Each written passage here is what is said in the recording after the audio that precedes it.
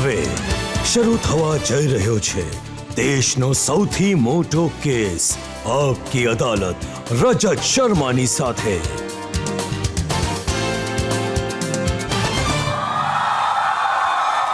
નમસ્કાર, thank you. આપકી અદાલતમાં આજે મારા મહેમાન છે એક એવું વ્યક્તિત્વ જે સાધુ છે, મહાત્મા છે, આચાર્ય છે, જે આશ્રમમાં રહે છે, મંદિર ચલાવે છે, સનાતન ધર્મ માટે લડે છે, શાયર પણ છે, ભજન પણ ગાય છે, પણ રાજનીતિના પણ ઘણા ચતુર ખેલાડી છે। પોતાના વિવાદોથી, પોતાના નિવેદનોથી દરેક સમય સમાચારોમાં બનેલા રહે છે। Please welcome Acharya Pramod કૃષ્ણમ।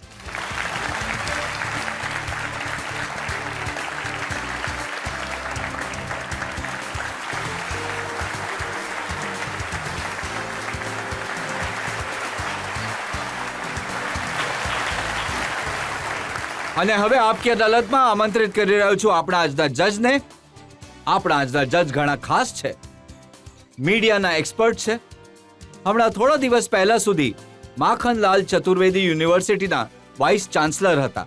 Please welcome KG Suresh.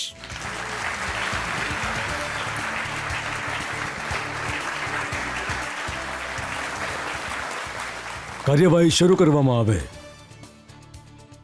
તો આચાર્યજી, તમે તૈયાર છો? શરૂ કરીએ કેસ? બંદો હાજર છે તો આવો શરૂ કરીએ આજનો કેસ। આપકી અદાલતમાં પહેલો આરોપ આચાર્ય પ્રમોદ કૃષ્ણમ પર। આપકી અદાલતમાં આચાર્ય પ્રમોદ કૃષ્ણમ પર આરોપ છે કે તેઓ બહુ રૂપિયા છે। આચાર્યજી, જનતા તો તમારું આરોપ જાણે છે, આચાર્યનું, મહાત્માનું, સાધુનું, પણ મારી પાસે અમુક જાણકારી છે તમારી જવાનીના દિવસોની, અને યુવાનીનું એ રહસ્ય હું આજે આપકી અદાલતમાં ખોલવા માંગુ છું।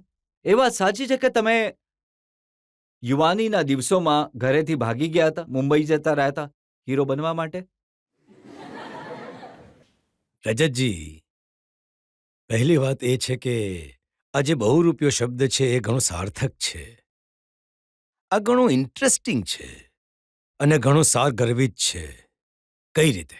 બહુ રૂપિયાનો અર્થ થાય છે જેના ઘણા બધા રૂપ હોય, અને બહુ રૂપિયો સૌથી પહેલા ખબર છે કોને કહેવામાં આવે? જ્યારે સાગર મંથન થયું તો રાક્ષસોની તરફથી ભગવાન વિષ્ણુને કહેવામાં આવ્યા કે આ અલગ અલગ રૂપ બદલીને આવે છે, એટલે આને ભગવાનના રૂપમાં સ્વીકાર નથી।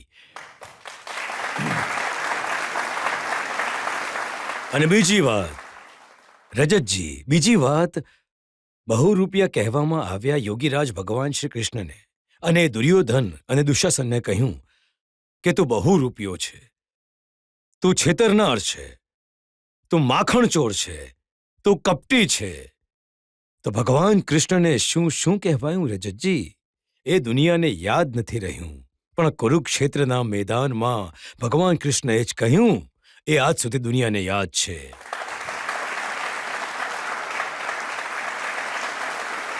સવાલ ઉભા થાય છે રજતજી, પણ હું તો દુનિયાને તમારી એ છબીઓ બતાવવા માંગુ છું યુવાનીની। અમુક ફોટા છે મારી પાસે, લોકો જુએ તમે એ સમયે કેવા દેખાતા હતા।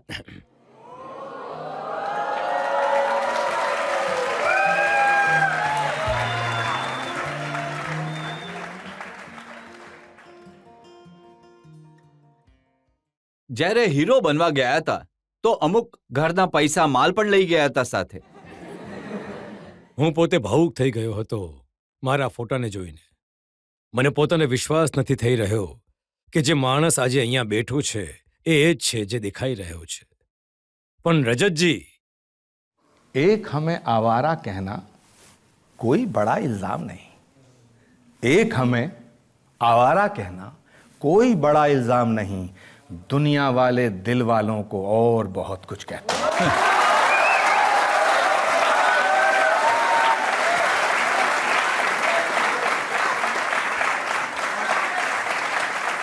જ્યાં સુધી તમે કહ્યું કે હું એક્ટર બનવા ગયો, તો રજતજી, એક્ટર તો બધા બનવા ઈચ્છે છે। અમુક બની શકે છે, અમુક નથી બની શકતા। જેને તમારા જેવો ડાયરેક્ટર મળી જાય એ પછી એક્ટર બની જાય છે, અને જેને તમારા જેવો ડિરેક્ટર નથી મળતો પણ એ પણ સાચું છે કે તમે ઘર ફૂંકીને તમાશો જોયો, ઘરનો ઘણો પૈસો ફિલ્મોમાં લગાડાવ્યો. આઈ મौज ફકીર કી દિયા ઝોપડા ફૂક. અને અને રજતજી, તમારો જે આરોપ છે એ પુરાવો છે એ વાતનો કે હું આજે જ ફકીર નથી બન્યો, બાળપણથી ફકીર હતો. અને પછી જ્યારે હીરો નહીં બની શક્યા તો તમે શાયરી શરૂ કરી, ફિલ્મોમાં ગીતો લખવાની કોશિશ કરી. કોશિશ નહીં, મેં લખ્યા.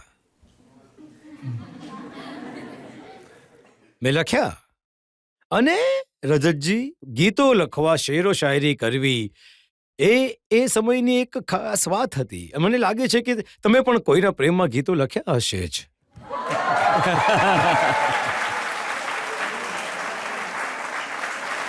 પણ આજે તો કેસ તમારા પર ચાલી રહ્યો છે ને, તમારે જણાવવું પડશે કે કઈ નાગીણની લહેરાઈ પર તમે ગીત લખ્યું હતું.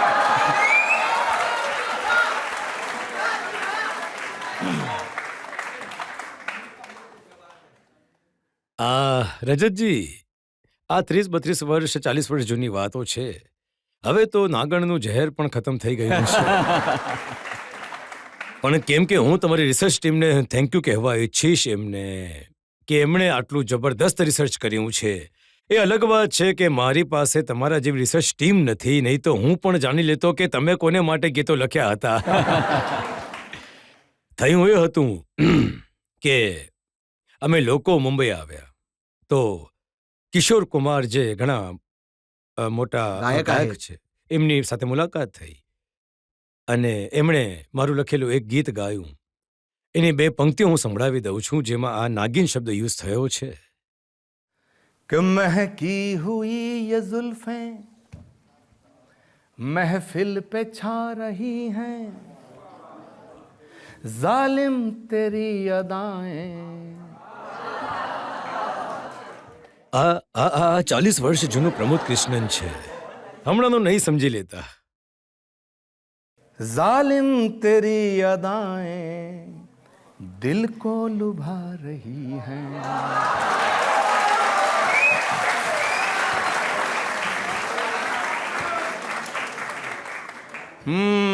मस्तानी चाल तेरी. હવે રજતજી, તમે જવાનીથી પણ પહેલાનો જે પડાવ હોય છે ને એને યાદ કરાવી દીધું. कि मस्तानी. અને આ પાક્કો ભરોસો છે કે જ્યારે આ શો ટેલિકાસ્ટ થશે તો મારા પણ ઘણા બધા તીર તલવાર બંદૂક ચાલશે. कि मस्तानी चाल तेरी जैसे लहरती नागन, आपास आके डस ले हमसे छुड़ा न दामन.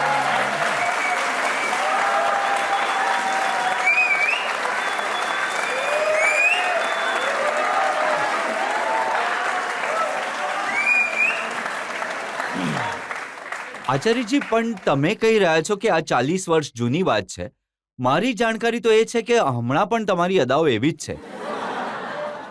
હજી પણ તમે તમારા આશ્રમમાં ગીતો ગાઓ છો, તું ચીઝ બડી હે મસ્ત મસ્ત. રજતજી, હું એવું માનું છું કે આશ્રમ હોય, ઘર હોય, જીવનનો કોઈ પણ હિસ્સો હોય, જો ત્યાં ગીત, સંગીત અને થનગનાટ નથી તો પછી એ જીવન વ્યર્થ છે.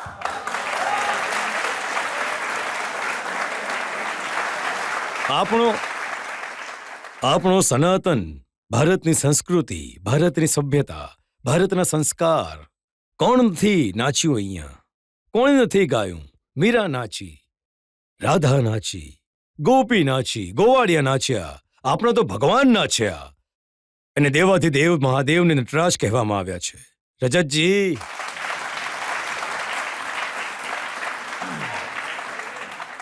અને રજતજી, નાચવાનું મન તમારું પણ થતું હશે.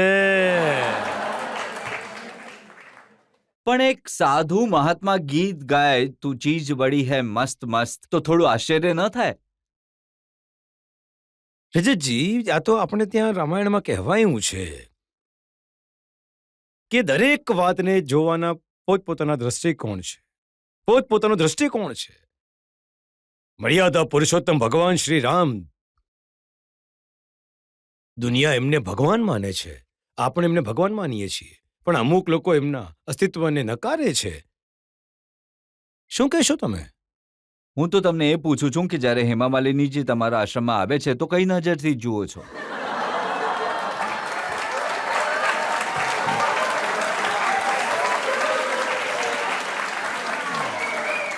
મારા માટે હેમા માલિની હોય કે મોનિકા બેદી હોય, રાધેમાં હોય કે પછી બીજું કોઈ હોય, રતિ અગ્નિહોત્રી હોય, પદ્મિની કોલ્હાપુરે હોય, હું આ બધામાં દેવીના દર્શન કરું છું.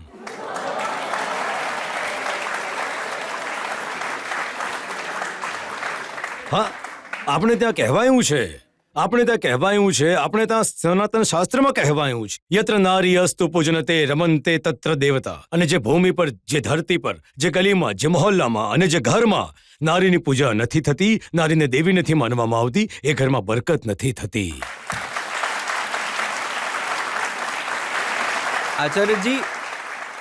અને રજતજી, મને 10 સેકન્ડ હજી આપજો. જ્યારે આપણને ધન જોઈએ છે તો આપણે કહીએ છીએ, યા દેવી સર્વભૂતેષુ લક્ષ્મી રૂપેણ સંસ્થિતા નમસ્તસ્યે નમસ્તસ્યે નમસ્તસ્યે નમો નમઃ. જ્યારે આપણને વિદ્યા જોઈએ, જ્યારે આપણને જ્ઞાન જોઈએ તો આપણે કહીએ છીએ, યા દેવી સર્વભૂતેષુ સરસ્વતી રૂપેણ સંસ્થિતા નમસ્તસ્યે નમસ્તસ્યે નમસ્તસ્યે નમો નમઃ. જ્યારે આપણને શક્તિ જોઈએ, જ્યારે આપણને તાકાત જોઈએ, જ્યારે આપણને સત્તા જોઈએ તો કહીએ છીએ, યા દેવી સર્વભૂતેષુ શક્તિ રૂપેણ સંસ્થિતા નમસ્તસ્યે નમસ્તસ્યે નમસ્તસ્યે નમો નમઃ. આચાર્યજી, આતંકવાદી અંબુ સલેમની સાથી મોનિકા બેદીને દેવી માનીને નમસ્તે કહેવાવાળા તમે એકલા દુનિયામાં હશો. મોનિકા બેદીએ કોઈ ગુનો નથી કર્યો. ગુનો જો કર્યો, એને દગા આપવા વાળો એ આતંકવાદી અબુ સલેમે કર્યો. અને જેટલી સજા એ આતંકવાદીને મળી એના કરતા ઘણી વધારે સજા મોનિકા બેદીને ભોગવવી પણ ભારતની સર્વોચ્ચ અદાલતે એને બરી કરી દીધી. મોનિકા બેદી હોવાનો પ્રિવિલેજ નહીં આપો, પણ મોનિકા બેદીને મોનિકા બેદી હોવાની સજા પણ ન આપો. મેં સાંભળ્યું છે કે રાધે માને લોકોના ખોળામાં બેસવાનું પણ તમે શીખવાડ્યું. એ તો રાધેમાં જ કહી શકે છે.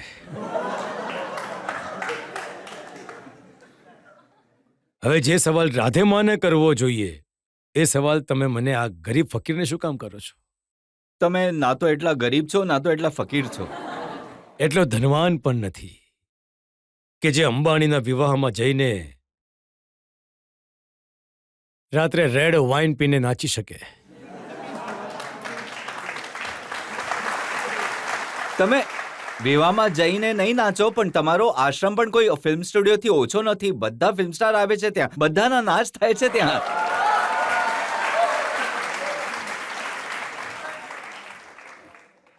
એ ઘણું પાવન સ્થાન છે, ઘણું પવિત્ર સ્થાન છે.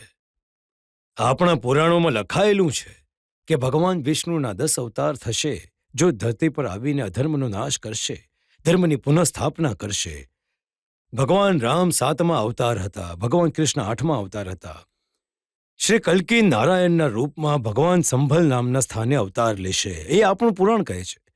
જે સ્થાને ભગવાન આવ્યા એ ધામ બની ગયા. તો જે ધરા પર ભગવાન આવશે એ પણ ધામ બનવું જોઈએ. એટલે મેં 18 વર્ષ પૂર્વે સંકલ્પ લીધો હતો. અને આ વાત હું નથી કહી રહ્યો, સ્કંદ પુરાણની અંદર ઉલ્લેખ છે, કલ્કી પુરાણની અંદર ઉલ્લેખ છે, ભવિષ્ય પુરાણ, અગ્નિ પુરાણમાં ઉલ્લેખ છે, શ્રીમદ ભાગવતનો એક ખૂબ જ મહત્વપૂર્ણ શ્લોક છે कि यदा चंद्रस्य सूरस्य तथा तिस्य बृहस्पति समेशन्ति एक राशो तदा भवति तत्कृतम संभल ग्राम मुखस्य ब्राह्मणस्य महात्मना भवने विष्णु यशस्य कल्की प्रादुर्भविष्यति. ભગવાનનો કલ્કી અવતાર, પૂર્ણ અવતાર સંભલ નામના સ્થાન પર અવતાર લેશે. વિષ્ણુ યશ નામના બ્રહ્માંડના ઘરે એ અવતાર લેશે. તો જે ધરા પર ભગવાન આવશે તો એ ધરાને નમન કરવા, એ ધરાને પ્રણામ કરવા, એ ધરાને શ્રદ્ધાથી એ ધરા પર પોતાનું માથું ટેકવવા હું તમને બધાને પણ કલ્કીધામ આવવા માટે આમંત્રિત કરું છું. આપણે એમને જ પૂછીએ, જનતામાંથી લોકો કલ્કી ધામ વિશે કોઈ સવાલ પૂછવા ઈચ્છતા હોય તો. સર મારો સવાલ તમને એ છે કે તમે કલ્કી ભગવાનનું આટલું ભવ્ય મંદિર જે બનાવી રહ્યા છો, પણ અમુક લોકોનું એમ માનવું છે કે એ સ્વયં કલ્કી ભગવાન છે અને અવતાર પણ લઈ ચૂક્યા છે, તો તમે આવા લોકો પર શું મત આપવા ઈચ્છો છો? ભગવાન ક્યારેય કહેતા નથી કે હું ભગવાન છું. જે કહે છે કે હું કલ્કી અવતાર છું એને 4 દંડા મારવા જોઈએ.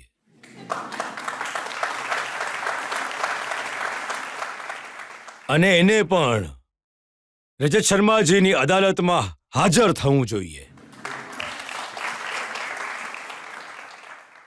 અમુક લોકોએ તો ફિલ્મ બનાવી દીધી છે કલ્કી અવતાર પર. હા, એ વાત અલગ છે, ફિલ્મ બનવી જોઈએ. ભગવાનના જેટલા અવતાર થયા છે એના પર ફિલ્મ બની છે, સિરિયલ બની છે. પણ હું તમને રજત જણાવું, જ્યારે હું પહેલી વાર હેમા માલિનીજીને મળ્યો તો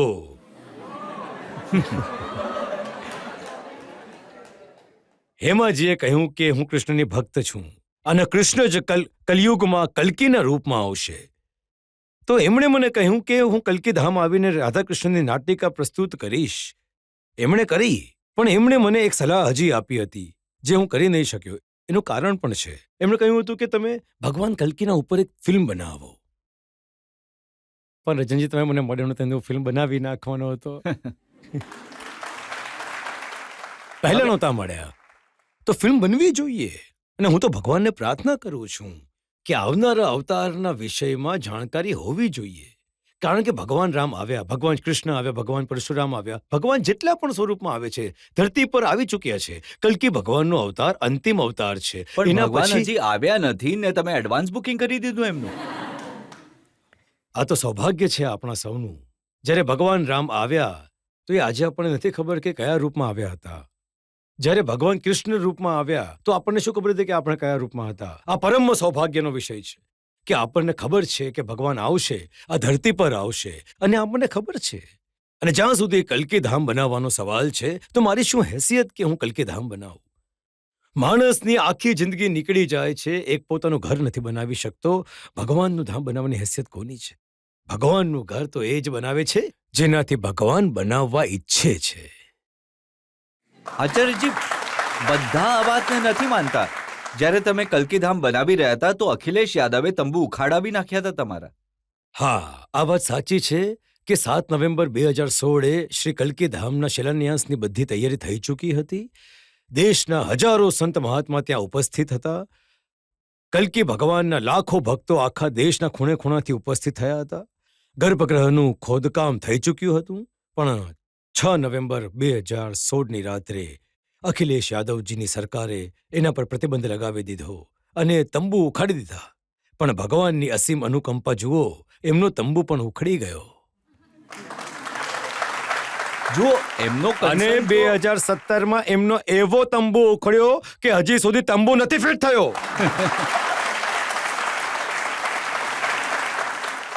પણ આચાર્યજી, એમની ચિંતા તો સાચી હતી ને. સંબલ એક એવો એરિયા છે જ્યાં મોટી સંખ્યામાં મુસ્લિમ પોપ્યુલેશન છે અને તમે ત્યાં મંદિર બનાવો તો દંગા ફસાદ તો થશે જ ને. આ 1947માં દંગા કોણે કરાવ્યા હતા? ત્યારે તો કલ્કી ધામ નહીં હતું. કલ્કી ધામ બનાવવાની વાત જ ન હતી. દંગા ફસાદ મંદિર અને મસ્જિદ નથી કરાવતા રજતજી. દંગા ફસાદ એ લોકો કરે છે, એ લોકો કરાવે છે જેમના દિલમાં ખોટ હોય છે, જે ધર્મને જાણતા નથી, જે ધર્મનું ખોટી રીતે એનું ઇન્ટરપ્રિટેશન કરે છે. ધર્મ જે છે એ તો મનુષ્યના જીવનની શરૂઆતથી લઈને અંત સુધી ધર્મથી વિમુખ નહીં થઈ શકે. પણ કયો ધર્મ? જેમાં પ્રેમ, ત્યાગ, તપસ્યા, ક્ષમા, શીલ, દયા, કરુણા. ભગવાનને શું કહેવામાં આવ્યા? કરુણા નિધાન. ભગવાનને શું કહેવામાં આવ્યા? દીનબંધુ, દયાના સાગર. તો જે દયાના સાગર છે, જે દીનબંધુ છે, જે કરુણા નિધાન છે, એ નફરતની વાત કેવી રીતે શીખવી શકે છે? એ દંગા કેવી રીતે કરાવી શકે છે? આ જે દંગા કરાવવા વાળા લોકો છે રજતજી, એ ભારતમાં પહેલા પણ હતા, આજે પણ છે અને હંમેશા રહેશે. પણ આ દંગામાં કરાવવા વાળા અને ઠીક કરવા વાળા પહેલા પણ હતા, આજે પણ છે અને આગળ પણ રહેશે. તમે ફારૂક અબ્દુલ્લાને શું વિચારીને બોલાવ્યા હતા? દંગા કરાવવા વાળા કે ઠીક કરવા વાળા? જો દરેક વ્યક્તિમાં રજત શર્મા પણ ઉપસ્થિત છે અને ફારૂક અબ્દુલ્લા પણ ઉપસ્થિત છે. અને રજતજી ફારૂક અબ્દુલ્લા સાહેબને પોલિટિકલી પોઈન્ટ ઓફ વ્યૂથી એમને ઘણા બધા એવા નિવેદનો છે જેનાથી હું સંમત નથી. પણ જ્યારે ડોક્ટર ફારૂક અબ્દુલ્લા કલ્કી ધામ આવ્યા તો એમણે રામનું ભજન ગાયું અને એમણે મારી સાથે બેસીને, એ સમયે જમ્મુ કાશ્મીરમાં ઘણો આતંકવાદ ફેલાઈ રહ્યો હતો, તો મેં એમને કહ્યું કે ફારૂક સાહેબ, આજે નેશનલ ઇન્ટિગ્રેશન, કોમી એકતા, સાંપ્રદાયિક સદભાવનાની વાતો મંચો પર થાય છે, એક્ટમાં નથી થતી, એટલે આ સાંપ્રદાયિક સદભાવના આવી નથી રહી. તો એમણે મને પૂછ્યું કે આચાર્યજી, તમે શું ઈચ્છો છો? તો મેં કહ્યું કે શું તમે કલકત્તામાં આવીને મારી સાથે યજ્ઞ કરી શકો છો? તો એમણે કહ્યું, આમાં કોઈ ખોટી વાત નથી, હું કરી શકું છું. તો મેં કહ્યું, વિચારેલું, આલોચના થશે. તો એમણે કહ્યું કે હું જોઈ લઈશ, આઈ વિલ ફેસ. પણ એમને એ નથી ખબર કે આ યજ્ઞ શું છે. તો જ્યારે એ આવ્યા તો એમણે કહ્યું કે આહુતિ આપવાની છે. યજ્ઞ બ્રહ્માએ કહ્યું આહુતિ આપવાની છે. યજ્ઞ બાબાએ કહ્યું કે આચાર્ય પ્રમોદ કૃષ્ણનજી મંત્રો વાંચો. ફારૂક સાહેબને પણ ન હતી ખબર કે મંત્ર શું છે. મેં એક મંત્ર વાંચ્યો, ઓમ ઇન્ડિયન મુજાહિદીનમ હમ ફટ સ્વાહા. એમણે આહુતિ આપી. તો જે ફારૂક અબ્દુલ્લા ઇન્ડિયન મુજાહિદીનની વિરુદ્ધ હવન કરે છે, રામનું ભજન ગાય છે, હું એ ફારૂક અબ્દુલ્લાને જાણું છું. સૌથી વધારે કોન્ટ્રોવર્સી તો હાલમાં જ થઈ જ્યારે તમે પ્રધાનમંત્રી નરેન્દ્ર મોદીને બોલાવ્યા શિલાન્યાસ માટે. તો બીજા કોને બોલાવતો? અરે, તમે કોંગ્રેસમાં હતા, રાહુલ ગાંધીને બોલાવી લેત, સોનિયા ગાંધીને બોલાવી લેત. રજતજી, માથું જોઈને તિલક કરવામાં આવે છે.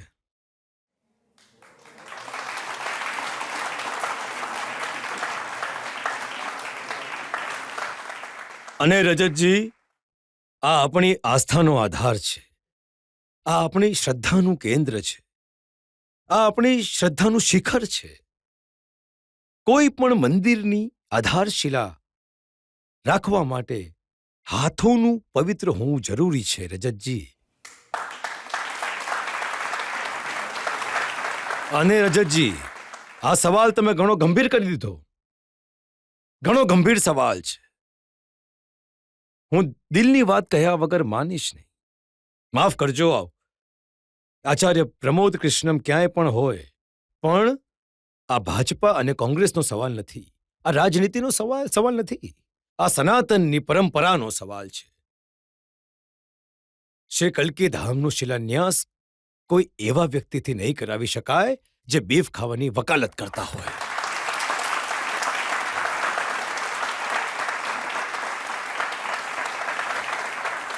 અને મને આ દેશની અંદર કોઈ પણ રાજનૈતિક દળમાં નરેન્દ્ર મોદીથી પવિત્ર હાથ કોઈના નહીં લાગ્યા જેમની પાસે કલ્કી ધામનો શિલાન્યાસ કરાવી શકે. અને હું આ વાત, તમે મારા પર એક વાર નહીં 100 વાર કેસ ચલાવો, મને ફાંસી પર લટકાવી દો, પણ હું આ વાત છેલ્લા શ્વાસ સુધી કહેતો રહીશ કે નરેન્દ્ર મોદી એક એવા વ્યક્તિ છે આ દેશની રાજનીતિમાં, લોકતંત્રની અંદર, દેશની આઝાદી બાદ તમામ રીતના પ્રધાનમંત્રી થયા અને બીજા ઘણા પ્રધાનમંત્રી થયા. હું સૌનું સન્માન કરું છું, બધાએ પોતપોતાની રીતે દેશની સેવા કરી છે, પણ નરેન્દ્ર મોદીજી જેવું ના કોઈ થયું છે, ના થશે. આચાર્યજી, તમે એક બાજુ નરેન્દ્ર મોદીની વાત કરો છો, સનાતન ધર્મની વાત કરો છો, ભગવાન કલ્કીની વાત કરો છો, બીજી તરફ તમે કહો છો કે નબી આપણા છે, પૈગંબર સાહેબ આપણા છે, આપણે એમના છે. આ ડબલ રોલ કેવી રીતે ચાલશે? જુઓ રજતજી, એક વાત કહું, તમે ઘણા વિદ્વાન પત્રકાર છો અને હું તમારી વિદ્વતાને પ્રણામ કરું છું, નિસંદેહ પ્રણામ કરું છું. કોઈ પણ સૂફી, સંત, રસૂલ, પૈગંબર, ઋષિ, મુનિ, મહાત્મા, ત્યાગી, તપસ્વી, અવતાર કોઈ એક કમ્યુનિટી માટે નથી હોતા, કોઈ એક જાતિ માટે નથી હોતા, કોઈ એક રાજ્ય માટે નથી હોતા, કોઈ એક વર્ગ માટે નથી હોતા. મને માફ કરજો, એમને તો દેશની સરહદમાં પણ બાંધી નહીં શકાય. કોઈ પણ સૂફી સંત મહાત્મા ઋષિ મુનિ જેટલા પણ આવ્યા છે ધરતી પર, પૈગંબર રસૂલ જીસસ જેટલા પણ આવ્યા છે, જેટલા ભગવાનના અવતાર થયા છે, એ આખી દુનિયામાં આખી કાયનાત માટે થયા છે. એમના ઉપર કોઈ એક વ્યક્તિનો હક નથી. એ જેટલા તમારા છે એટલા જ અમારા પણ છે. અને હું હંમેશા કહું છું કે રામ જેટલા હિન્દુઓના છે એટલા જ મુસલમાનોના છે.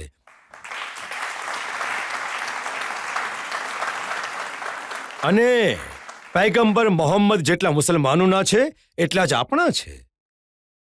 એટલે જ અને હું આ વાત જ્યારે કોંગ્રેસની સાથે હતો ત્યારે પણ કહેતો હતો, આજે નહીં કહીશ એવું નથી. હું જ્યારે કોંગ્રેસની સાથે હતો ત્યારે પણ સત્ય સાથે ઊભો હતો, અને આજે હું કોંગ્રેસની સાથે નથી ત્યારે પણ સત્ય સાથે ઊભો છું. સત્યની સાથે. સત્તા આવે છે, જાય છે, સત્તા આવશે ને જશે, પાર્ટીઓ આવશે જશે, બગડશે, મરશે, પણ સનાતન ઊભો રહેવો જોઈએ. આ રાષ્ટ્ર ઊભું રહેવું જોઈએ.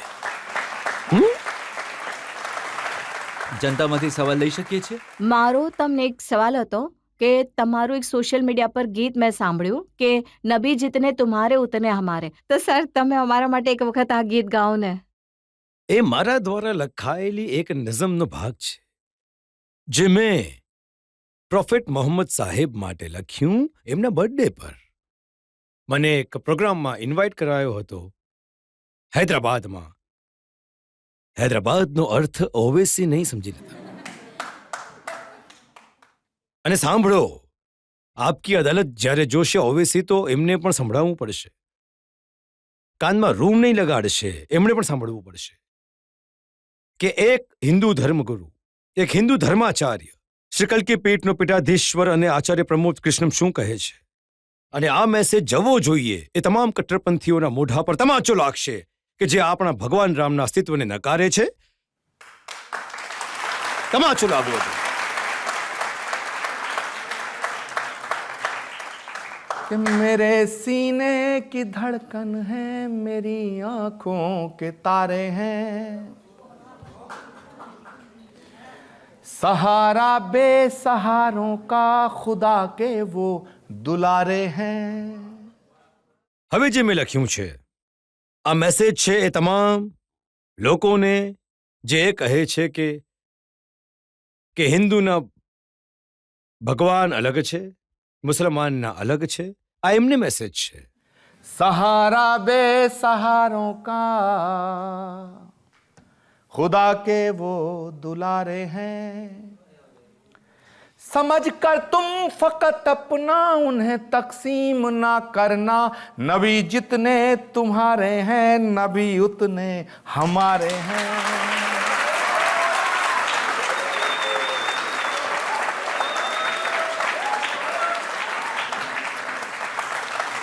અને રજતજી, અહીંયા જેટલા લોકો બેઠેલા છે હું સમજુ છું બધા ભારતીય છે, પણ 90% થી વધારે સનાતન ધર્મને માનવાવાળા છે.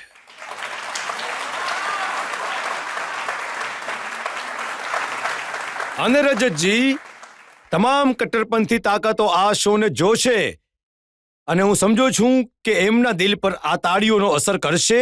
જ્યાં હિન્દુ 90% છે ત્યાં નબીની શાનમાં આચાર્ય પ્રમોદ કૃષ્ણને જો 2 પંક્તિઓ ગાઈ તો એમને દાદ મળી.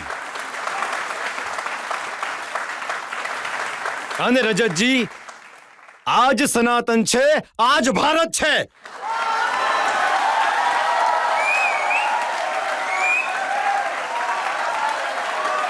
भारत माता की, भारत माता की, भारत माता की. હવે તમે આટલી સરસ વાત કહી દીધી તો હું એક બ્રેક માટે રોકાઉં છું. આપણે એક બ્રેક માટે રોકાઈશું અને બ્રેક બાદ આપકી અદાલતમાં આચાર્ય કૃષ્ણ પર આરોપો અને સવાલોનો વધુ એક દોર.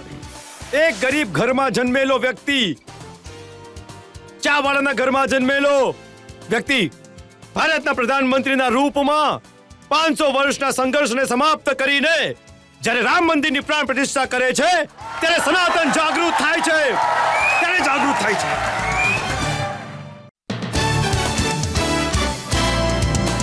Welcome back. આપકી અદાલતમાં આજે આપણે કેસ ચલાવી રહ્યા છીએ આચાર્ય પ્રમોદ કૃષ્ણમ પર. આપકી અદાલતમાં આગલો આરોપ. આપકી અદાલતમાં આચાર્ય પ્રમોદ કૃષ્ણન પર આરોપ છે કે તેઓ દગાખોર છે. આચાર્યજી, 32 વર્ષ તમારી રાજનીતિમાં ઓળખ રહી હતી કોંગ્રેસના નેતા તરીકે. કોંગ્રેસ પાર્ટીએ તમને બે વખત લોકસભાની ચૂંટણી લડાવી, પ્રવક્તા બનાવ્યા, ટીવી પર બેસાડ્યા, નામ આપ્યું, સન્માન આપ્યું, પોલિટિકલ અફેર્સ કમિટીના મેમ્બર બનાવ્યા, પણ તમે પીઠમાં છુરો ભોંકી દીધો. હું જે કોંગ્રેસનો મેમ્બર હતો, હું જે કોંગ્રેસની સાથે હતો, એ કોંગ્રેસ તો મહાત્મા ગાંધીની કોંગ્રેસ હતી. હું છાત્ર જીવનથી કોંગ્રેસનો સમર્થક રહ્યો. હું જ્યારે 17-18 વર્ષનો હતો તો રાજીવ ગાંધીજી સાથે મુલાકાત થઈ. રાજેશ પાયલોટજીએ છાત્ર આંદોલનથી કાઢીને મને રાજીવ ગાંધીજીને મેળવ્યા હતા. રાજીવ ગાંધીજીને મળીને મેં એક સંકલ્પ પણ લીધો હતો કે એમણે વાયદો કર્યો હતો કે આખી જિંદગી હવે હું કોંગ્રેસને હું નહીં છોડું. અને મેં કોંગ્રેસ નહીં છોડી. પણ જે કોંગ્રેસ મહાત્મા ગાંધીની કોંગ્રેસ હતી, જે કોંગ્રેસની શરૂઆત, જે કોંગ્રેસના દરેક સભાનો શુભારંભ વંદે માતરમ અને રઘુપતિ રાજા રામથી થતો હતો, એ મહાત્મા ગાંધીની કોંગ્રેસ મોહમ્મદ જીન્નાના રસ્તા પર જતી રહી. એટલે મારો ઝઘડો થયો. ના, એટલે ઝઘડો નથી થયો.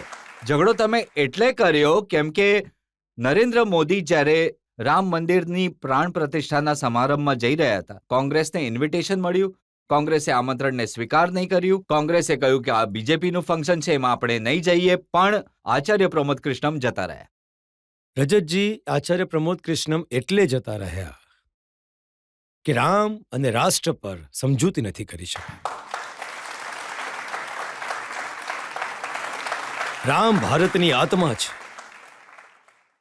500 વર્ષના સંઘર્ષ પછી, 500 વર્ષના હજારો બલિદાનો પછી, કેટલી કુરબાનીઓ પછી, કેટલી લડાઈઓ અને સંઘર્ષ પછી, કેટલા ત્યાગ પછી, તપસ્યા પછી આ શુભ ઘડી આવી કે ભગવાન રામ જન્મભૂમિનું મંદિર તૈયાર થયું અને એની પ્રાણ પ્રતિષ્ઠાની સમારંભની તિથિ સુનિશ્ચિત થઈ ગઈ.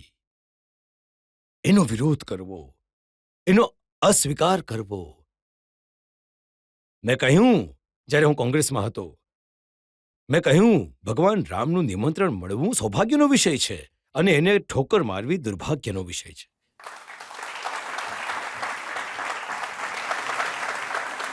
મેં આ વાત કહી, મને નિમંત્રણ મળ્યું છે, હું જઈશ, તમે પણ જાઓ. તો શું ગુનો કરી દીધો? પણ જ્યાં સુધી સવાલ છે રજતજી કે કોંગ્રેસ એમ કહ્યું કે સાહેબ રામ મંદિરનો જે પ્રાણ પ્રતિષ્ઠાનો સમારંભ છે એ તો બીજેપીનો સમારંભ છે, એ તો સંઘનો સમારંભ છે. તો ભાઈ પ્રાણ પ્રતિષ્ઠા થઈને તો હવે 1 વર્ષ થવા આવ્યું છે, હજી સુધી તમે કેમ નથી ગયા?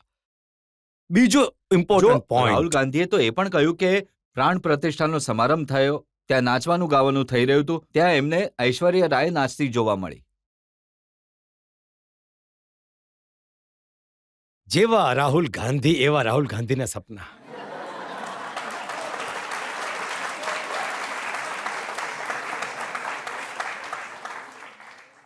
સાચી વાત એ છે કે પ્રાણ પ્રતિષ્ઠા સમારંભના એક ફૂટેજ, એક ક્લિપ જે છે આખી દુનિયાએ જોઈ છે, તે ઐશ્વર્યા રાય ન હતી જ મળી, નહીં. અમને પણ ન મળી. પણ રાહુલ ગાંધીના સપનામાં ક્યાંથી આવી? રાહુલ ગાંધીજીએ કહ્યું કે ત્યાં નાચગાન થઈ રહ્યા છે. અરે બિલકુલ, એ કોઈ શોક કરવાનો પ્રસંગ થોડી હતો. ભગવાન રામના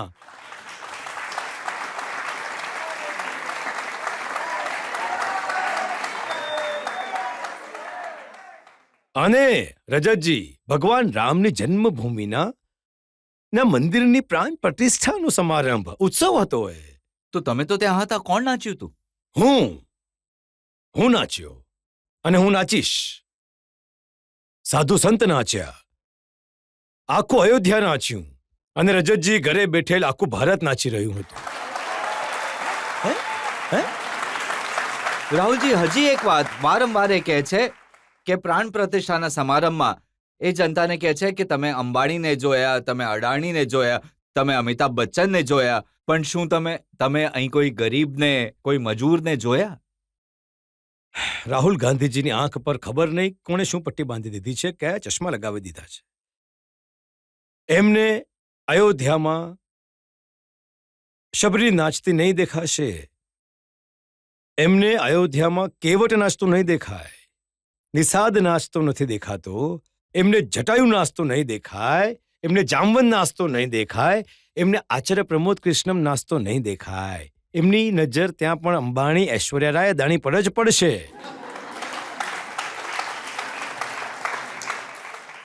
તો આ સવાલ તો રાહુલ ગાંધીજીને પૂછો કે તમારી દ્રષ્ટિમાં દોષ કેમ છે? આ દ્રષ્ટિ દોષની બીમારી છે કે જે પણ હોય એને ખોટું જ જુઓ. હવે તો આ સવાલ યોગ્ય છે કે મોટા મોટા લોકો હતા, ફિલ્મ સ્ટાર્સ હતા, પૈસાવાળા લોકો હતા, ગરીબ મજૂરો, ખેડૂતો ક્યાં હતા? અચ્છા, તો આ મોટા મોટા લોકોને ફાંસી આપી દો ને. દેશના નિર્માણમાં ગરીબનો પણ રોલ છે, ધનવાનનો પણ રોલ છે. દેશના નિર્માણમાં દરેક વ્યક્તિનો રોલ છે. પણ એ કહેવું કે ત્યાં માત્ર મોટા લોકો હતા એ ખોટું છે, એ ખોટું નિવેદન છે. આ પ્રધાનમંત્રી મોદીથી જે એમનો વિરોધ છે, અને સાંભળો આ રામ મંદિરનું અને પ્રાણ પ્રતિષ્ઠાનું અને આ બધું નહીં. મને તમે એક સવાલનો જવાબ આપો, રાહુલ ગાંધીને પૂછજો રાહુલ ગાંધીને કે ભાઈ તું મોદીને આટલી નફરત કેમ કરે છે? અને તમે આ કઠેરામાં નરેન્દ્ર મોદીને ઘણી વાર બોલાવ્યા છે, મને પણ બોલાવ્યો છે, પ્રણવ મુખર્જીને બોલાવ્યા હતા. ક્યારે રાહુલ ગાંધીને બોલાવીને જુઓ ને.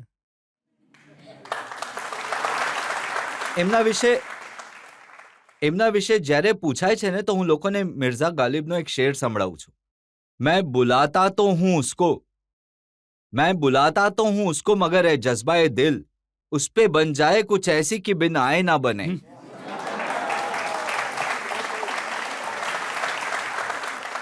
સાચી વાત એ છે રજતજી, આ લોકતંત્રનું પણ દુર્ભાગ્ય છે અને આ વિપક્ષનું દુર્ભાગ્ય છે. આ દેશમાં જેટલા પ્રધાનમંત્રી થયા એમના નિર્ણયોની આલોચના થઈ છે અને થવી જોઈએ, સમીક્ષા થઈ છે, પણ કોઈ પ્રધાનમંત્રીથી નફરતની ગુંજાઈશ નથી. આ જે વર્તમાનનો વિપક્ષ છે, ખાસ કરીને હું તો એ કહી રહ્યો છું કે આટલી મોટી કોંગ્રેસને ખતમ કરવામાં 15 વર્ષ લાગ્યા રાહુલજીને.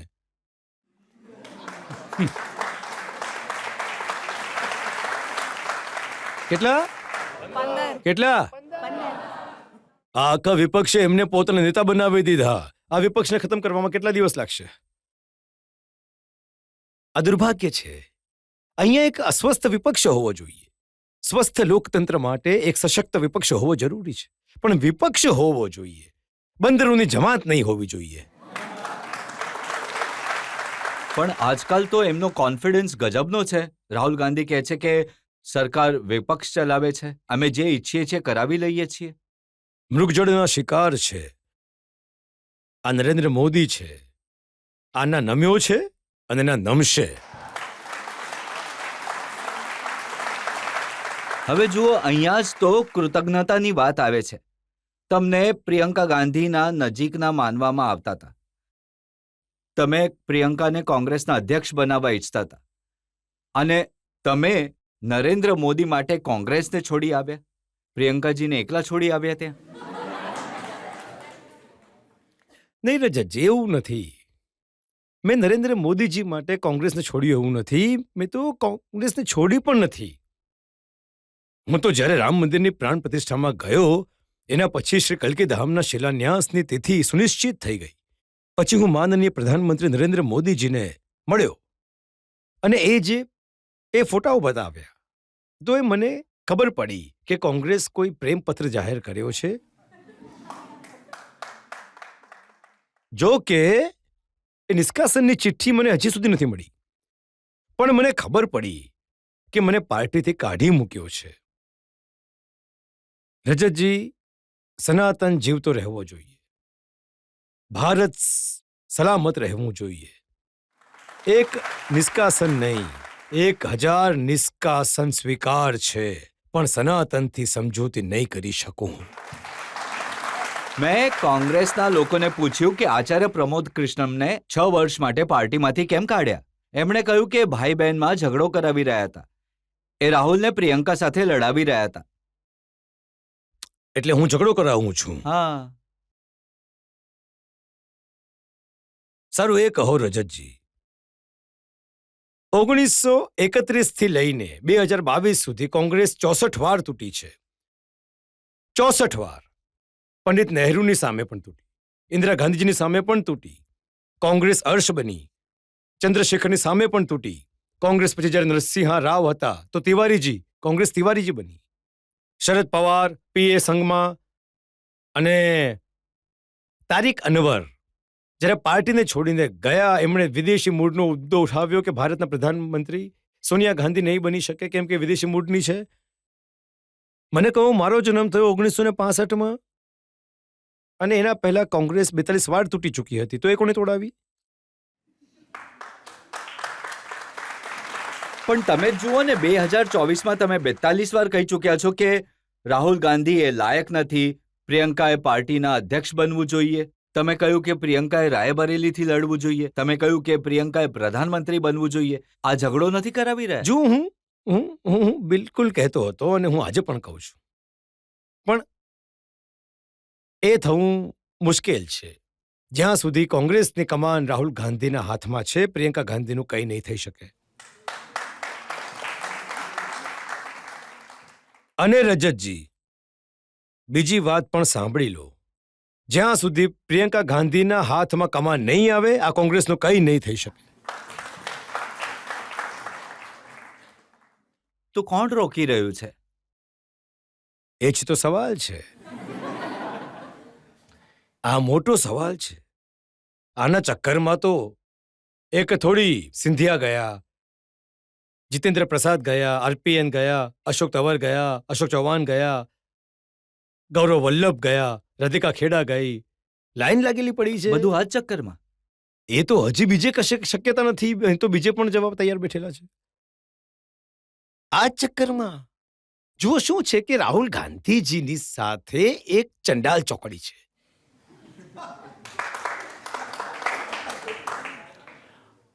આ કોંગ્રેસ એ કોંગ્રેસ નથી જે સુભાષચંદ્ર બોઝ, મહાત્મા ગાંધી, સરદાર પટેલ, પંડિત જવાહરલાલ નહેરુ, ઇન્દિરા ગાંધીની કોંગ્રેસ હતી. આ કોંગ્રેસ નેતા થોડી ચલાવી રહ્યા છે. આ કોંગ્રેસ તો રાહુલ ગાંધીજીના આસપાસ રહેવાવાળા લવર ખટ્ટા ચલાવી રહ્યા છે. આચાર્યજી, અમે જે ફોટા જોઈએ છે, જેમ કે રાહુલ ગાંધીએ જ્યારે ભારત જોડો યાત્રા કાઢી, એમાં પ્રિયંકાજી ગયા હતા અને બંને કેટલા પ્રેમથી ગળે મળતા દેખાતા હતા. કાશ્મીરમાં જોયું, બંને બરફના ગોળા બનાવીને એકબીજા પર ફેંકી રહ્યા હતા. આટલો પ્રેમ છે, આટલો વાલ છે, તમે કહો છો કે એ એમને રોકે છે આગળ વધતા? જો એ વાત તો પાકી છે કે પ્રિયંકા ગાંધીજી એક ઘણી સારી બહેન છે અને એ પોતાના ભાઈને ઘણો પ્રેમ કરે છે. દરેક બહેન પોતાના ભાઈને પ્રેમ કરે છે. જ્યાં સુધી સવાલ છે ગળે મળવાનો, તો ગળે મળવા તો શિવાજીને પણ એ ગયો હતો, જેમને આ મોટો સવાલ છે. એક નાટક છે જુલિયસ સીઝર. રજતજી, સીઝરને જ્યારે પાછળથી ખંજર ભોંકવામાં આવે છે તો એ પાછળ ફરીને જુએ છે તો એને બ્રુટસ દેખાય છે. એ બ્રુટસ પર સૌથી વધારે વિશ્વાસ કરતો હતો.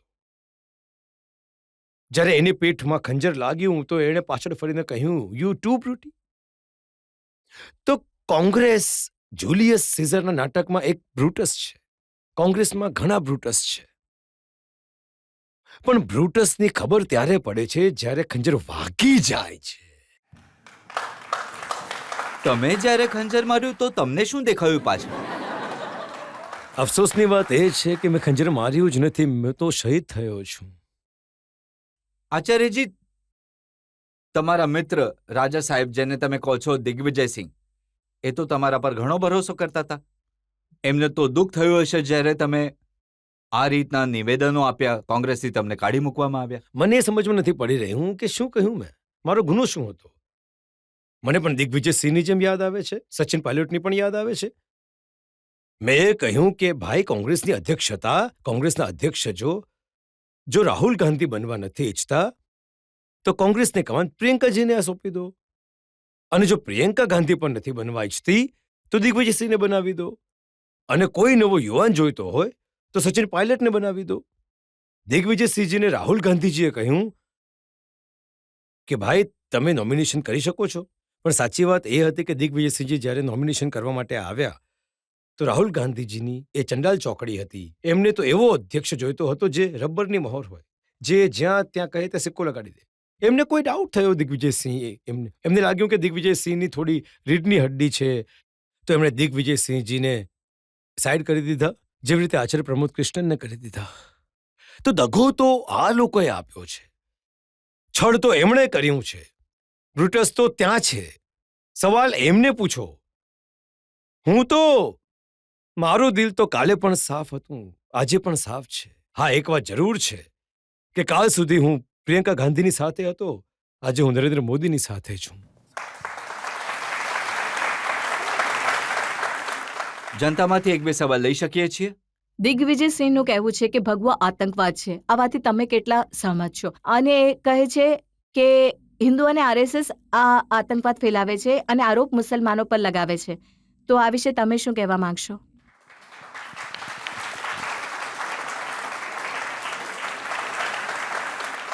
ભગવો આપણા શૌર્યનો કલર છે, ભગવો આપણી સંસ્કૃતિનો રંગ છે, ભગવો આપણી સભ્યતાનો રંગ છે, ભગવો આપણા સનાતનનો રંગ છે. ભગવો ક્યારે આતંકવાદી નહીં હોઈ શકે.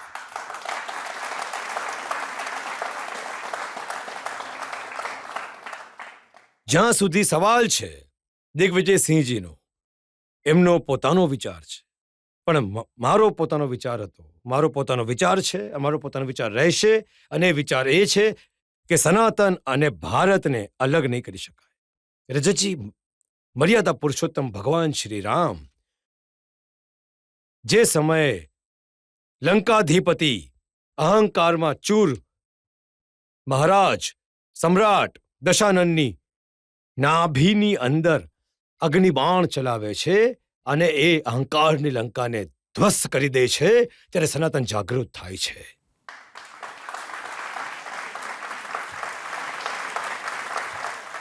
યોગીરાજ ભગવાન શ્રી કૃષ્ણ જે સમયે કુરુક્ષેત્રના મેદાનમાં રથ પર ઊભા રહીને શંખનાદ કરે છે અને અધર્મનો નાશ કરવા માટે અને ધર્મની પુનઃસ્થાપના કરવા માટે ઉદ્ઘોષ કરે છે, ત્યારે સનાતન જાગૃત થાય છે. રજતજી, છત્રપતિ શિવાજી મહારાજ આખા જીવનનો સંઘર્ષ સ્વીકાર કરે છે, પણ ઔરંગઝેબની સામે માથું નમાવવાનું સ્વીકાર નથી કરતા, ત્યારે સનાતન જાગૃત થાય છે. અને રજતજી, મહારાણા પ્રતાપ ઘાસની રોટલી ખાવાનું સ્વીકાર કરે છે, ઘાસની રોટલી ખાવી સ્વીકાર કરે છે, પણ અકબરની સામે સજદા નથી કરતા, ત્યારે સનાતન જાગૃત થાય છે.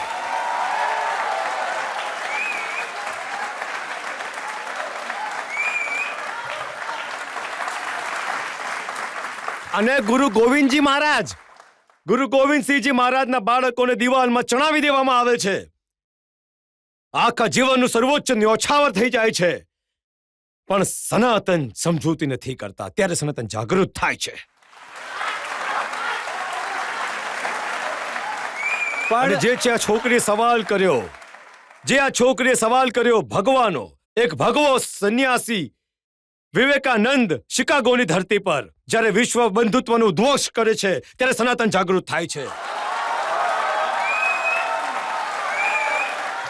એક ગરીબ ઘરમાં જન્મેલો વ્યક્તિ, ચાવાળાના ઘરમાં જન્મેલો વ્યક્તિ ભારતના પ્રધાનમંત્રીના રૂપે 500 વર્ષના સંઘર્ષને સમાપ્ત કરીને જ્યારે રામ મંદિરની પ્રતિષ્ઠા કરે છે, ત્યારે સનાતન જાગૃત થાય છે, ત્યારે સનાતન જાગૃત થાય છે.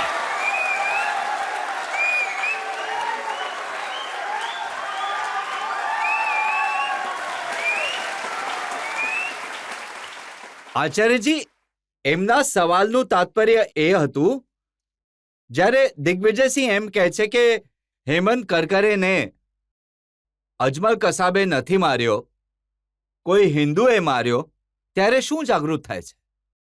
રજતજી, જે દિવસે સનાતન આતંકવાદને સપોર્ટ કરવા લાગશે, તો ના કોઈ આરોપી બચશે, ના મુન્સિફ બચશે, ના અલાદ જ બચશે.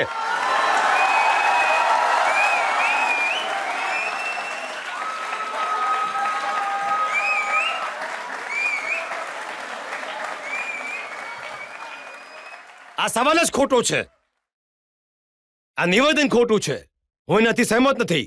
હવે કોઈ પણ કંઈ પણ કહે, પણ જે હું કહી રહ્યો છું એ આખા દેશનો અવાજ છે, આખા દેશનો અવાજ છે. અને જે દિવસે આ ટેલિકાસ્ટ થઈ રહ્યું છે એ દિવસે આખું ભારત જાગૃત થશે. અને જ્યારે ભારત જાગૃત થઈને વંદે માતરમનો ઉદ્ઘોષ કરશે, માં ભારતની છાતી ખુશીથી ફૂલાઈને પહોળી થઈ જશે.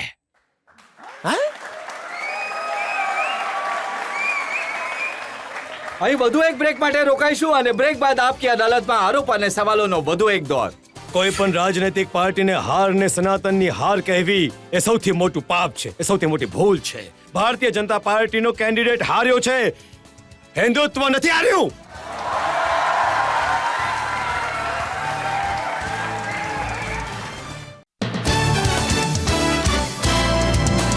Welcome back. આપકી અદાલતમાં આજે આપણા મહેમાન છે આચાર્ય પ્રમોદ કૃષ્ણમ. આપકી અદાલતમાં આગલો આરોપ.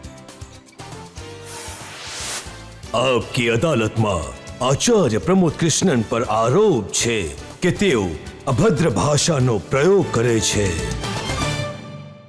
હવે આચાર્યજી, ઘણી બધી ફરિયાદો મને મળી છે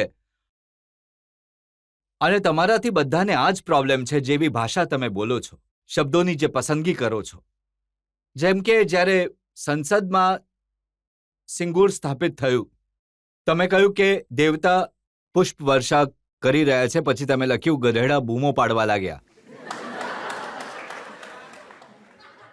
હવે આ કોઈ સંતોની ભાષા થોડી છે. મેં લખ્યું કે ધર્મદંડ સ્થાપિત થઈ ગયો, દેવતા પુષ્પ વરસાવવા લાગ્યા અને ગધેડા બૂમો પાડવા લાગ્યા. અને આ તમે તો ઘણા મોટા વકીલ પણ છો અને તમે આરોપ લગાડવાનો તમે બિલકુલ એવી રીતે સંકલ્પ લઈ લીધો છે કે મને આજે ફાંસીએ ચઢાવી દેશો તમે. મારો સવાલ છે, આમાં મેં કોઈને નેતાનું નામ લીધું? કોઈ પાર્ટીનું નામ લીધું? મેં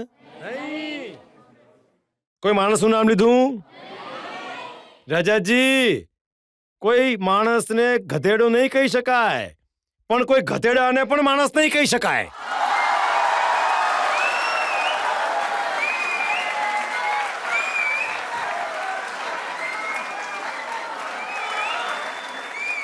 હવે જુઓ, મેં રજતજી, કોઈ તમે કહો, કોઈ નેતાને ગધેડો કીધું? મેં કોઈ નેતાને ગધેડો કહ્યું? તમે કહો, કોઈ નેતાને ગધેડો કહ્યું? તો ગધેડાને નેતા પણ નહીં કહું. તમે જ્યાં નામ લઈને કહ્યું છે એ ઉદાહરણ હું તમને આપું છું.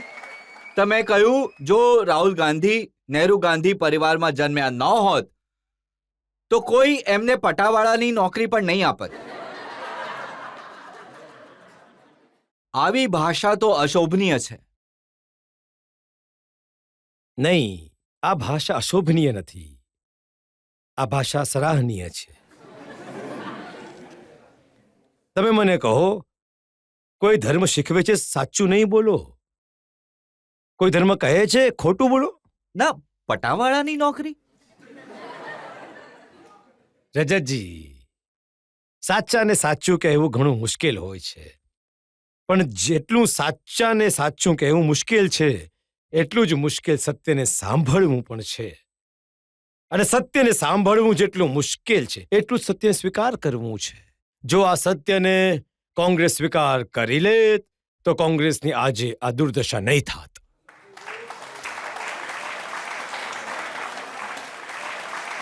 જો મને કહો, આ ભાષા ક્યાં સુધી યોગ્ય છે? તમે કહો છો કે રાહુલ ગાંધીને કંઈ ખબર નથી, એ ચીટ માસ્ટર છે. ક્યારેક તમે કહો છો કે એમના મગજમાં લીકેજ છે.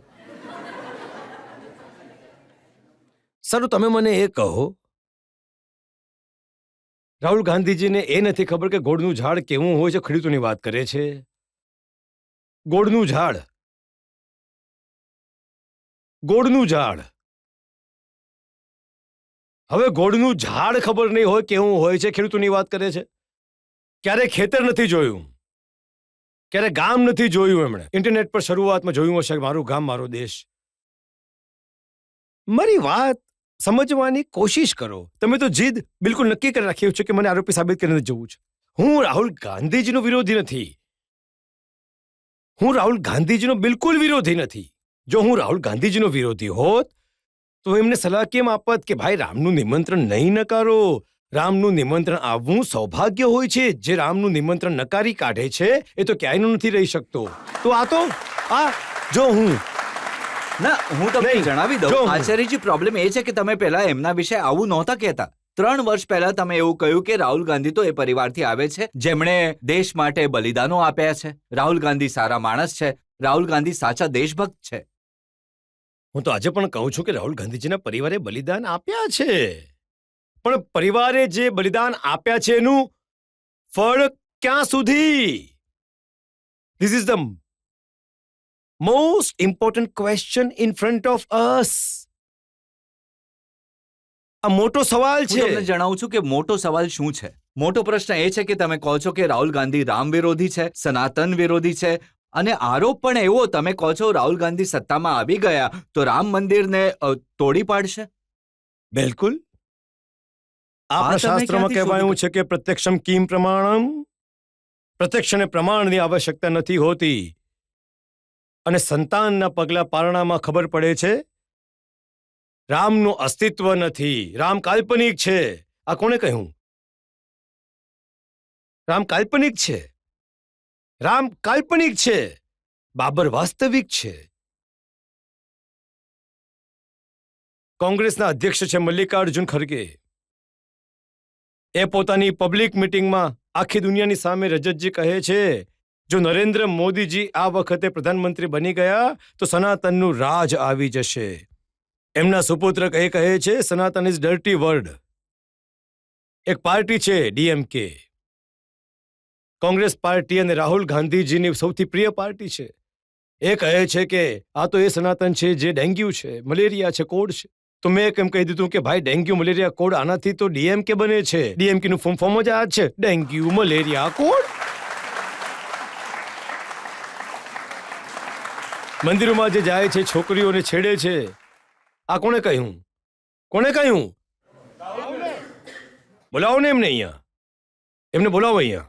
પણ મને લાગે છે રજતજી તમે પણ અમારા જેવા ગરીબોને અહીંયા આરોપી બનાવો છો, રાહુલ ગાંધીને આરોપી બનાવતા ડરો છો.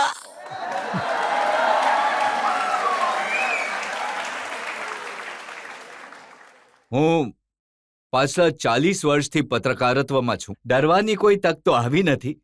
કોઈથી નથી ડરતો.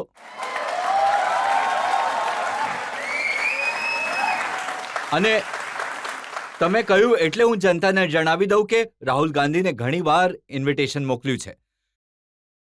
પર્સનલી પણ મેં કહ્યું, ચિઠ્ઠી લખીને પણ બોલાવ્યા, મેલ પણ કર્યો, અને મને આશા છે કે ક્યારેક ને ક્યારેક એક દિવસ એમને લાગશે કે ખરેખર આપકી અદાલતમાં આવવું જોઈએ. હું દાવા સાથે કહું છું એમને ક્યારેય નહીં લાગે. ક્યારેય નહીં લાગે. આવી જાય તો ઘણી સારી વાત છે. જ્યારે એ આવશે તો જરૂર મારા તરફથી એમને સવાલ કરજો કે શું મંદિર જવાવાળા છોકરીઓ છેડે છે? શું રામ કાલ્પનિક છે? પૂછજો. શું નવરાત્રિના દિવસોમાં તમે આ કેરળમાં ગાય કાપવામાં આવી, આજે નવરાત્રિમાં મટન બનાવો છો, ફોટો વાયરલ કરો છો, એ સનાતન છે? ખરગેજીના દીકરાએ કહ્યું કે સનાતન ગંદો શબ્દ છે. શું રાહુલ ગાંધીજીએ સવાલ કર્યો એમને કે તું આ શું કહી રહ્યો છે?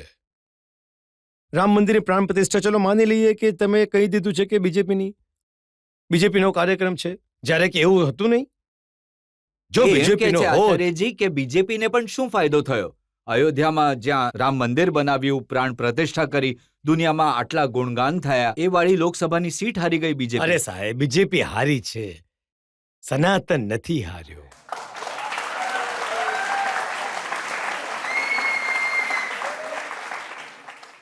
ભારતીય જનતા પાર્ટીનો કેન્ડિડેટ હાર્યો છે, હિન્દુત્વ નથી હાર્યું.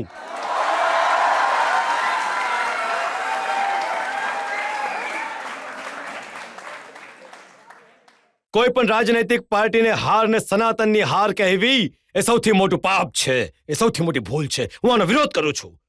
ભારતીય જનતા પાર્ટીની સ્થાપના 1980માં થઈ લગભગ. આદિકાળથી સનાતન છે. જે સત્ય છે એ જ શાશ્વત છે, જે શાશ્વત છે એ જ સનાતન છે, એ જ સનાતન છે. એ કહેવું કે સાહેબ અયોધ્યા, અરે સાહેબ આ તો થઈ જાય છે ક્યારેક ક્યારેક. ભગવાનની એવી દ્રષ્ટિ છે, એ બધાનો છે. એ ક્યારેક દુષ્ટોને પણ તાકાત બક્ષી દે છે, થઈ જાય છે. જુઓ, જે કંઈ પણ થયું, અખિલેશ યાદવ જે રામ મંદિરમાં નથી ગયા હજી સુધી, અખિલેશ યાદવ જેમણે વિરોધ કર્યો, એમનો ઉમેદવાર ત્યાંથી જીત્યો. આ જેટલા રામ વિરોધી લોકો છે ને એ સત્તાના સિંહાસનને તરસી જશે. એમને દેશની જનતા સત્તા નહીં આપે. લખી લેજો. 1-2 સીટ જીતવી, 2-4 સીટ જીતવી, 1-2 રાજ્યમાં સરકાર આવી જવી, આ બધું ચાલતું રહે છે. ક્યારેક ક્યારેક ભગવાન જે છે આસુરી શક્તિઓને પણ થોડી વધારી દે છે. અને જો આસુરી શક્તિઓ નહીં વધે તો ભગવાનનો અવતાર કેમ થાય? ભગવાન કલ્કીનો અવતાર એટલે જ થશે કે ધરા ધરતી પર આ અસુરી શક્તિઓ જ્યારે વધારે વધી જશે ત્યારે જ એમનો સંહાર કરવા માટે પરમાત્મા ધરતી પર આવે છે. અને મેં તો લખ્યું છે ભગવાન કૃષ્ણએ ગીતામાં વાયદો કર્યો હતો કે હું કલિયુગમાં સંબલમાં આવીશ. જો તમે હા, કહો તો હું જરૂર ગાઈને સંભળાવો. હા, શું સંભળાવું. લખ્યું તમે? कि तूने द्वापर में वादा किया था,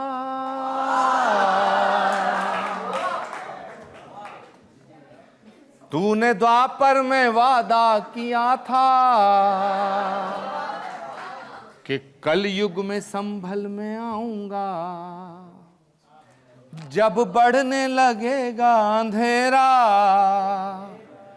आके धरती पे उसको मिटाऊंगा.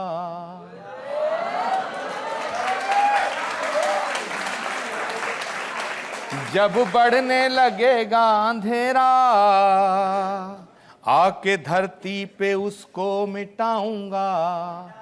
अरे स्वागतम कल की शरणागतम कल की, अरे स्वागतम कल की शरणागतम कल की, अरे स्वागतम कल की, મારી સાથે સાથે स्वागतम कल की शरणागतम कल की, अरे स्वागतम कल की शरणागतम कल की, अरे स्वागतम कल की शरणागतम कल की.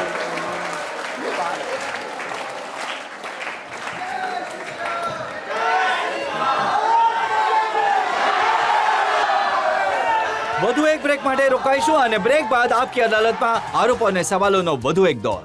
આ ભારત ગુલામ એ માટે ન હતો કે બાબર ઘણો બહાદુર હતો, તૈમૂર લંક ઘણો બહાદુર હતો, ચંગેઝ ખાન ઘણો બહાદુર હતો, મહેમૂદ ગઝની બહાદુર હતો. આ ભારત એ માટે ગુલામ રહ્યો. આ ભારતમાં જયચંદ હાજર હતા.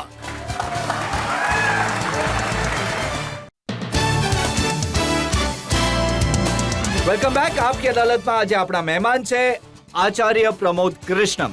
આપકી અદાલતમાં આગલો આરોપ. આપકી અદાલતમાં આચાર્ય પ્રમોદ કૃષ્ણમ પર આરોપ છે કે તેઓ તક સાધુ છે. હવે જુઓ, આજકાલ લોકો કહે છે કેમ કે નરેન્દ્ર મોદીજીનું રથ સૌથી ઉપર છે તો તમે એમના રથ પર સવાર થઈ ગયા. તમે કહો છો કે મોદીજી રાજા વિક્રમાદિત્યની જેમ છે. તમે કહો છો કે મોદીજી પર દૈવિક ભગવાનની વિશેષ કૃપા છે. તમે કહો છો કે મોદીજી નહીં હોત તો રામ મંદિર ક્યારેય નહીં બની શક્યું હોત, કોઈ નહીં બનાવી શકત. જુઓ રજતજી, હું બિલકુલ આ વાત પર કાયમ છું કે જે વ્યક્તિ પર ભગવાનની અસીમ કૃપા હોય છે એ જ આટલા મોટા નિર્ણયો સરળતાથી લઈ શકે છે. માફ કરજો, જો દેશના પ્રધાનમંત્રી નરેન્દ્ર મોદીજી નહીં હોત તો ના તો 370 હટી શકતે, ના તો રામ મંદિરનું નિર્માણ થાત, ના તો 3 તલાક દૂર થતે, અને રજતજી ના તો શ્રી કલ્કી ધામનું શિલાન્યાસ થતે. આ માટે આ દેશમાં જેટલા પ્રધાનમંત્રી છે એ બધાએ પોતપોતાની રીતે આ દેશની સેવા કરી છે. પરંતુ જે રીતે સમ્રાટ અશોક, સમ્રાટ ચંદ્રગુપ્ત, સમ્રાટ વિક્રમાદિત્ય, ઘણા સમ્રાટ થયા પણ સમ્રાટ વિક્રમાદિત્યની તુલના નહીં થઈ શકે. એ જ રીતે ભારતમાં પ્રધાનમંત્રીના રૂપમાં નરેન્દ્ર મોદીજીની તુલના નહીં કરી શકાય. જુઓ આચાર્યજી, આજે તો તમે સારી સારી વાતો કહો છો, પણ 2015માં તમે કહ્યું હતું જ્યારથી નરેન્દ્ર મોદીજી પ્રધાનમંત્રી બન્યા છે ત્યારથી આ દેશમાં દહેશત છે, જેટલા લોકો ઇન્ડિયન મુજાહિદ્દીનથી ડરે છે એટલા જ નરેન્દ્ર મોદીથી ડરે છે. તો રાજાની દહેશત તો હોવી જ જોઈએ ને ખરાબ લોકો પર. ખરાબ લોકોએ તો ડરવું જ જોઈએ રાજાથી. જ્યાં સુધી વાત 2015ની છે તો અમારે ત્યાં તો કહેવત છે, જૈસા ખાયા અન્ન વૈસા હો ગયા મન. હું તો ત્યાં હતો તો આવું જ કહેતો. 2018માં તમે કહ્યું કે જો હે?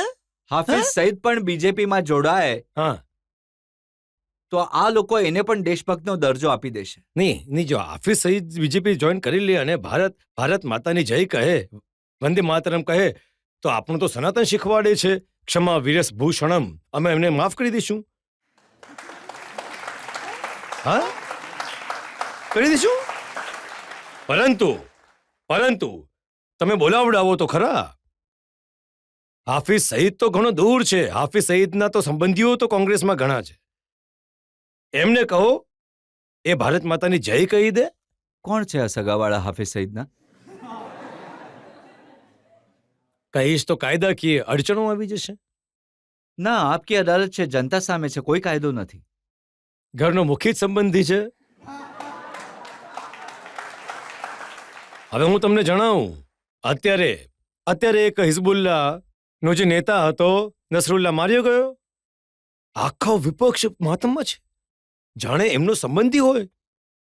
હવે સવાલ ઊભો થાય છે, અને આમને જવા દો. તમે રાહુલ ગાંધીજીને કહો કે એકવાર જય શ્રી રામનો નારો લગાવે. તમે જે સજા આપશો એ ભોગવવા હું તૈયાર છું. કહો, તમે કહો ઓવેસીને કે ભારત માતાની જયનો નારો લગાવી દે. જો તમે જે સજા આપશો ભોગવવા હું તૈયાર છું. અને માફ કરશો, આ કોઈ ઇસ્લામિક સ્કોલર નથી. માફ કરશો, આઈ એમ સોરી ટુ સે. ઇસ્લામી નથી કહેતો. ઇસ્લામ કહે છે કે માની ચરણોમાં તો જન્નત છે. ઇસ્લામ કહે છે કે માની ચરણોમાં જન્નત છે.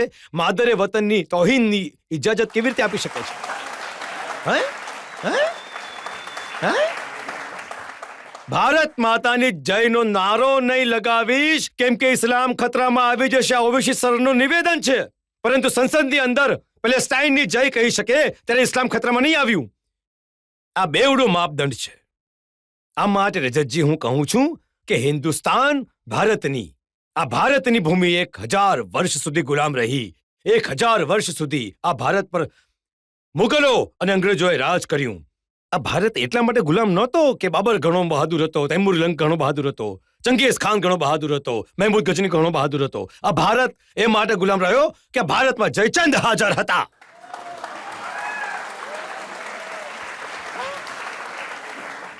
આચાર્યજી, જે કોંગ્રેસે ભારતને આઝાદી અપાવી, જે કોંગ્રેસે 60-70 વર્ષ દેશ પર રાજ કર્યું, એના વિશે તમે કહો છો કે આ મોહમ્મદ અલી જિન્નાની કોંગ્રેસ છે? બૂમો પાડીને કહી રહ્યો છું, એ કોંગ્રેસ બીજી હતી. આ કોંગ્રેસ બીજી છે. મેં ક્યારે કહ્યું કે મહાત્મા ગાંધીની કોંગ્રેસ મોહમ્મદ અલી જિન્નાની? મેં એમ કહ્યું કે આ એ કોંગ્રેસ છે જે મોહમ્મદ અલી જિન્નાના રસ્તા પર ચાલી ચૂકી છે. આતંકવાદીઓના સમર્થનમાં બોલશે. ભારત તેરે ટુકડે હોંગે ઇન્શા અલ્લાહ, ભારત તેરે ટુકડે હોંગે, આવા જે નારા લગાવે છે એને તમારો નેતા બનાવશો? ભારતના ટુકડા કરાવવા ઈચ્છે છે. એનો વિરોધ અમે કર્યો છે અને અમે કરીશું. અરે ભાઈ, 2-3 વર્ષ પહેલા સુધી તો તમે બીજાનો વિરોધ કરતા હતા. યોગી આદિત્યનાથ વિશે તમે કહ્યું કે ગોરખપુરથી માથા ફરેલ માફિયા મહાત્મા કહે છે કે આ દેશ માત્ર હિન્દુઓનો છે. જુઓ સાહેબ, રજતજી, તમે છે ને જે બીજાની વાતોમાં મારા મોઢામાં નહીં નાખો. આ અમુક મારા નિવેદનો છે અને હું મારા નિવેદનોથી ક્યારેય પાછો નથી હટ્યો. પણ હું એ માનું છું કે આ જે ભારતની સાથે છે એ મારો મિત્ર છે, જે ભારતની વિરુદ્ધ છે એ મારો શત્રુ છે. આમાં બે મત નથી અને ના હું બદલવા તૈયાર છું. જનતામાંથી 1-2 સવાલ લઈ શકીએ છીએ?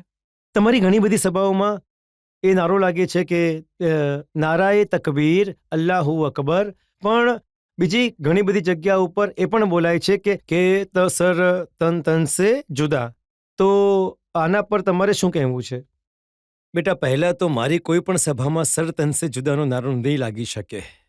ના લાગ્યો છે. જો તારી પાસે કોઈ ક્લિપ હોય હોય તો એ કહી બતાવી દે. રહ્યા છે કે તમારી સભાઓમાં તો નારાય તદબીર અલ્લાહુ અકબર લાગે છે, પણ ઘણી બધી સભાઓમાં એમણે સાંભળ્યું છે જ્યાં સર તન સે જુદાના નારા લાગે છે. જુઓ, હું માનું છું કે હાથમાં AK-47 લઈને નિર્દોષોનું લોહી વહાવી નાખવાનું નામ ઇસ્લામ નથી. જે સર તન સે જુદાની વાત કરે છે, હું એમનું સમર્થન નથી કરતો. પ્રોફેટ મોહમ્મદ એક યુદ્ધમાં ઘાયલ થઈ ગયા અને એ જગ્યાનું નામ હતું તાયફ. એ લોહી લુહાણ થઈ ગયા.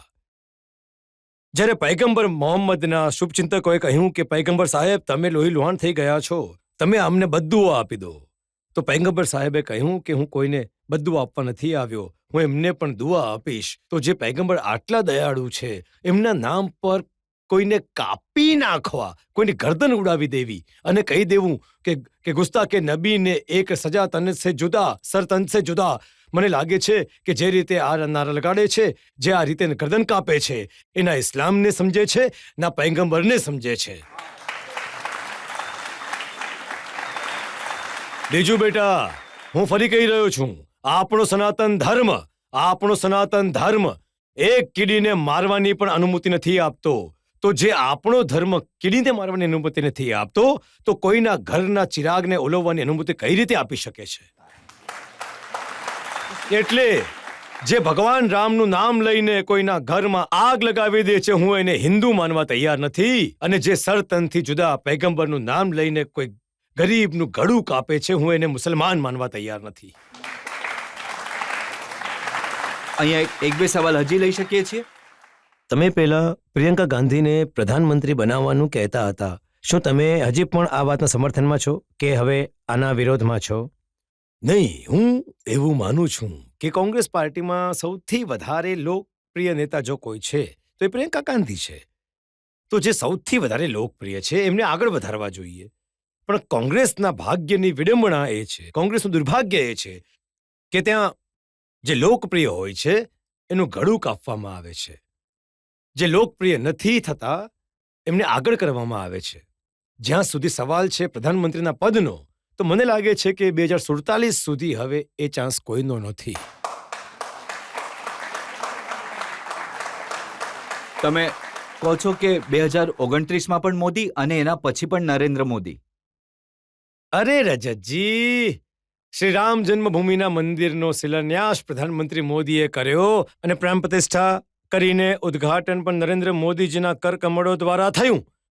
તો ભગવાન શ્રી કલ્કીના આ ધામનું શિલાન્યાસ મોદીજીના હાથોથી થયો છે. તો ભગવાન કલ્કીના ધામના નિર્માણ પૂર્ણ થયા પછી પ્રાણ પ્રતિષ્ઠા પણ તો એમના હાથથી થશે.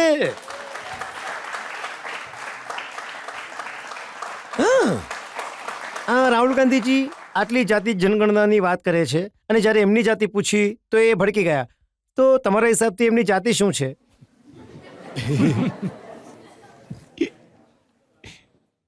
હવે તમે તો આટલા વર્ષોથી ઓળખો છો. ઘણો ગંભીર સવાલ છે. સાચી વાત એ છે કે દુનિયામાં માત્ર બે જાતિઓ છે, એક ધનવાન અને એક ગરીબ. બાકી કોઈ જાતિ નથી.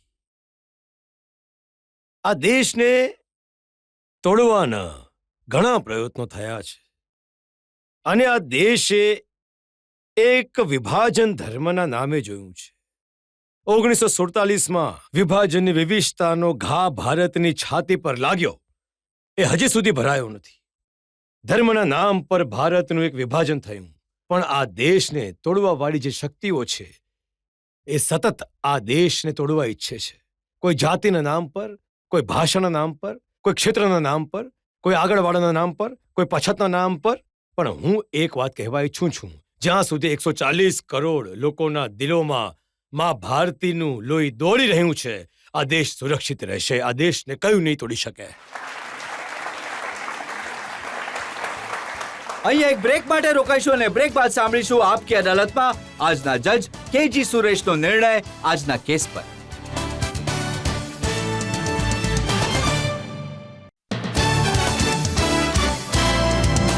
Welcome back. આપકી અદાલતમાં આજે આપણે કેસ ચલાવ્યો આચાર્ય પ્રમોદ કૃષ્ણમ પર. આપણે એમને પૂછ્યું કલ્કી ધામ વિશે, એમને પૂછ્યું સનાતન વિશે, એમને પૂછ્યું એમની રાજનીતિ વિશે. હવે સમય છે આપકી અદાલતમાં આજના જજ કેજી સુરેશના નિર્ણયનો. હવે જો કે રજિતજીના શોધપરક પર સવાલોના જવાબ આપવા મુશ્કેલ જ નહીં, અશક્ય છે. પણ તમે તમારા અંદાજમાં હસતા હસાવતા શેર અને શ્લોક સંભળાવતા ક્યારેક જવાબ આપ્યો તો ક્યારેક ટાળી દીધું. આ વખાણવા લાયક છે કે તમે તમારા કોઈ પણ જૂના વ્યક્તિત્વને કે પ્રકરણથી ના તો ના પાડી કે પસ્તાવો કર્યો. ભલે ફારૂક અબ્દુલ્લાનું પ્રકરણ હોય કે પછી પ્રિયંકા ગાંધીનો વિષય હોય.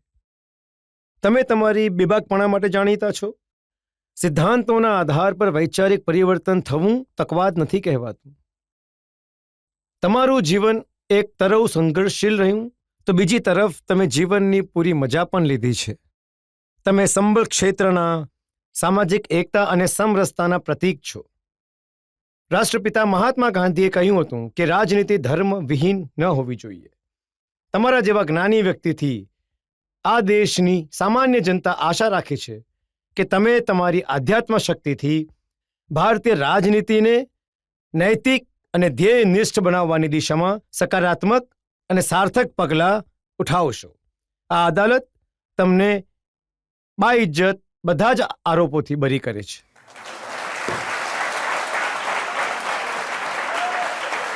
ધન્યવાદ.